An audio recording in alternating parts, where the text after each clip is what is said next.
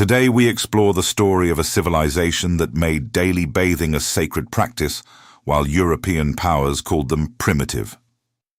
The Inca Empire, spanning thousands of kilometers across the Andes, built water systems of breathtaking sophistication.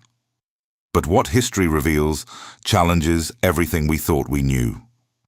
Before we begin, subscribe to the channel and comment where you're watching from.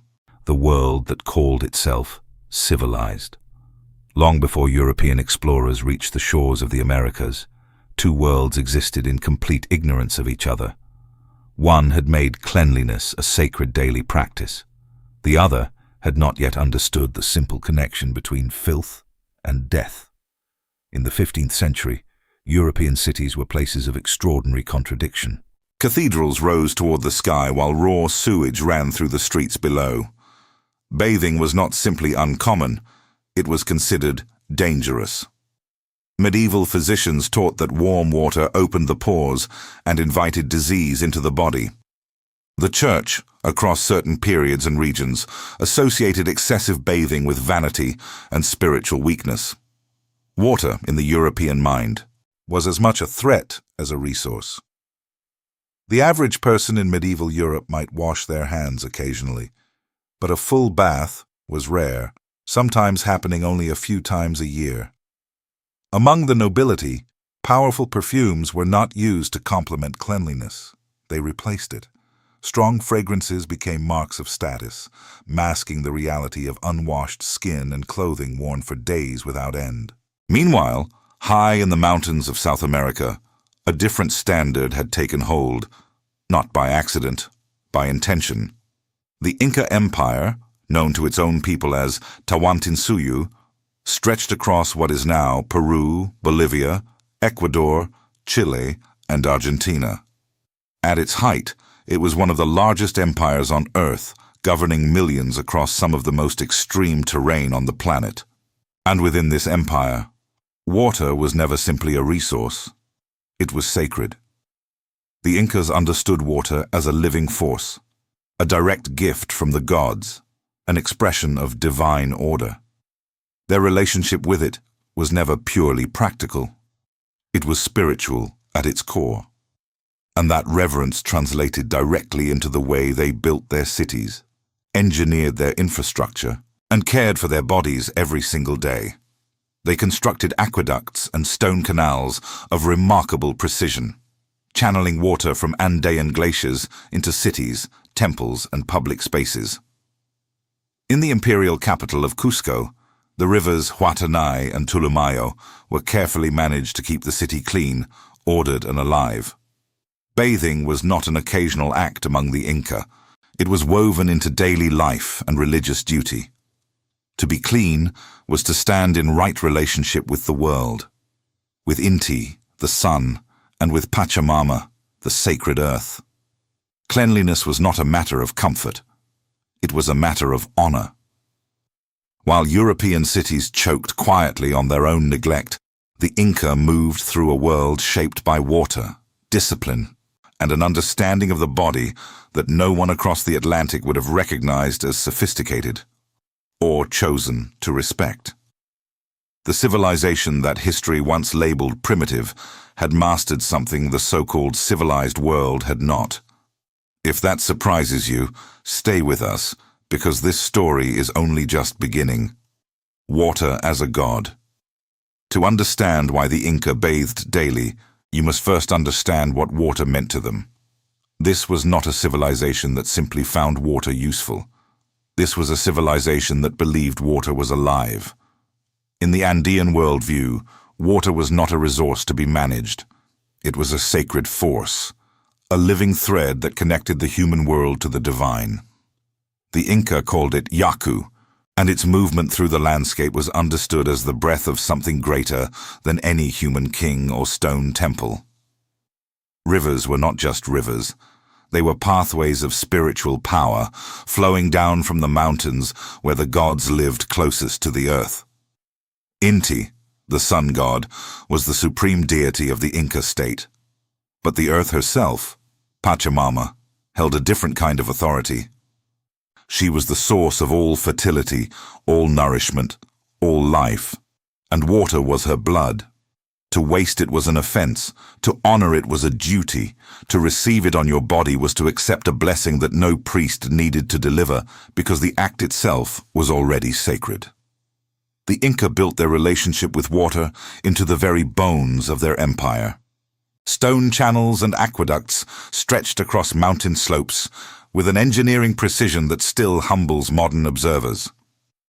Water was directed not only to agricultural terraces and storage facilities, but into the cities themselves, into temples, into royal compounds, and into public spaces where ordinary people could bathe and maintain the cleanliness that their world demanded. In Cusco, the heart of the empire, elaborate fountains flowed through ceremonial spaces. Water was present in ritual, in architecture, in prayer. The great temple of the sun, the Coricancha, incorporated water channels into its sacred design. Cleanliness was not separated from worship. They were the same act. For the Inca, to begin each day unwashed was not simply uncomfortable. It was spiritually disordered.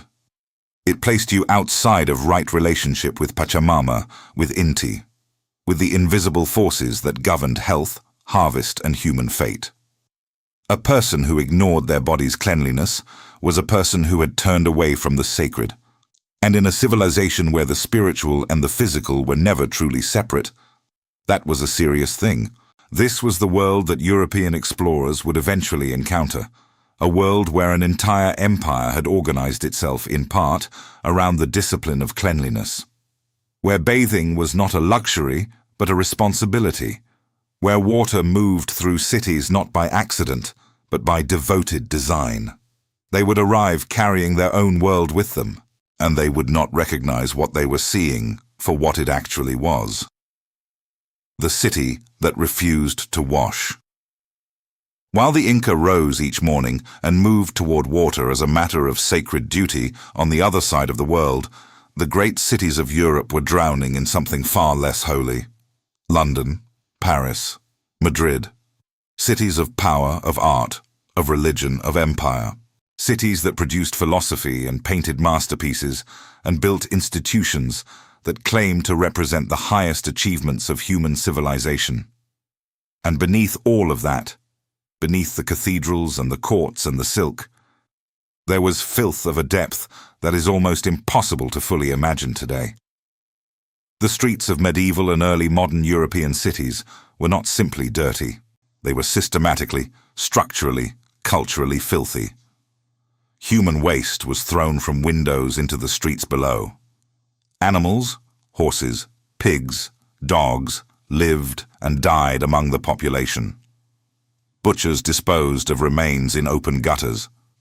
The smell of a major European city in the 15th or 16th century was something that settled into clothing, into skin, into memory. And bathing was not the answer most people reached for.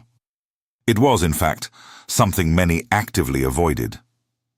The belief that water, particularly warm water, was dangerous to the body had deep roots in European medical thought. The dominant understanding of health, inherited from ancient Greek tradition and carried forward through the medieval period, held that the body was governed by four humours.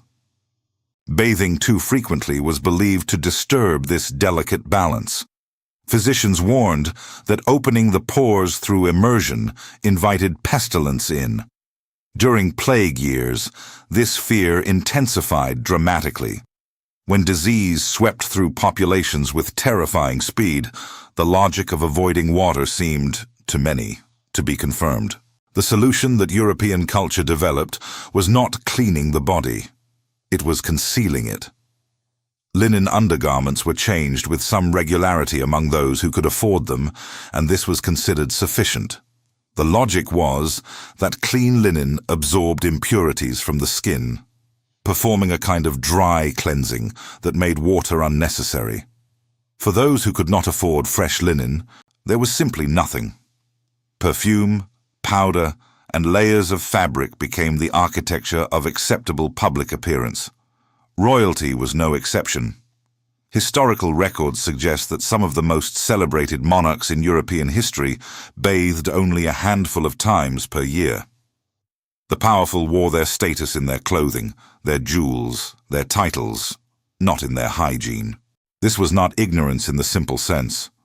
It was a belief system, a coherent, culturally reinforced worldview that assigned different meanings to the body and its relationship with water. But it was a worldview with consequences, consequences that fell hardest on those with the least power, living in the densest and most contaminated conditions the continent had to offer. The Inca, watching the sky from Cusco, knew nothing of this. But the contrast was already written into history, waiting to be read. The body as a temple. The Inca did not only bathe because their gods demanded it. They bathed because their civilization had built a culture in which the care of the body was inseparable from the care of the community. In Tawantinsuyu, the human body was never understood as something separate from the world around it. The Andean worldview was built on a principle of balance, between the human and the divine, between the individual and the collective, between the body and the earth. To neglect your own physical cleanliness was to introduce disorder into that balance. And disorder, in the Inca world, was never simply a personal matter. It rippled outward. Personal hygiene among the Inca was supported by infrastructure that would have seemed extraordinary to any European observer of the same period. The Inca built thermal bath complexes using natural hot springs found throughout the Andes. These were not crude arrangements. They were engineered spaces, with channels directing water at precise temperatures into stone pools. Some were reserved for the Sapa Inca himself and the royal family. Others served the broader population of nobles, priests, and military commanders. The springs at Cajamarca, for example, were used by the Inca ruler Atahualpa, spaces of relaxation and ritual that doubled as centers of political life. Even beyond these formal structures, ordinary Inca people bathed regularly in rivers, streams, and the clean mountain water that flowed through their communities. The Andean highlands are crossed by countless waterways fed by glacial snowmelt, cold, clear, and continuous. Water was not scarce in this world. It was abundant, and the culture had decided long ago exactly what to do with it. Cleanliness also extended beyond the body itself. Inca communities maintained a discipline of environmental order that reflected their spiritual values. The sacred city of Machu Picchu, built high in the mountains, incorporated a drainage system of extraordinary sophistication, designed to manage rainfall, prevent flooding, and keep the living spaces of the city free from the contamination that plagued urban centers elsewhere in the world. This was not accidental engineering. It was the physical expression of a civilization that believed the space around the body mattered as much as the body itself. The Inca state also regulated behavior in ways that connected public health and spiritual duty without ever separating the two. Ritual cleansing was required before entering sacred spaces. Specific ceremonies demanded that participants arrive purified, washed, fasted, prepared. The boundary between hygiene and religion was, in the Inca world, almost invisible. All of this was in place long before a single European ship appeared on the horizon. Not as a response to outside influence, not as borrowed knowledge, but as the organic expression of a civilization that had decided over centuries what it meant to live well. And living well for the Inca always began with water.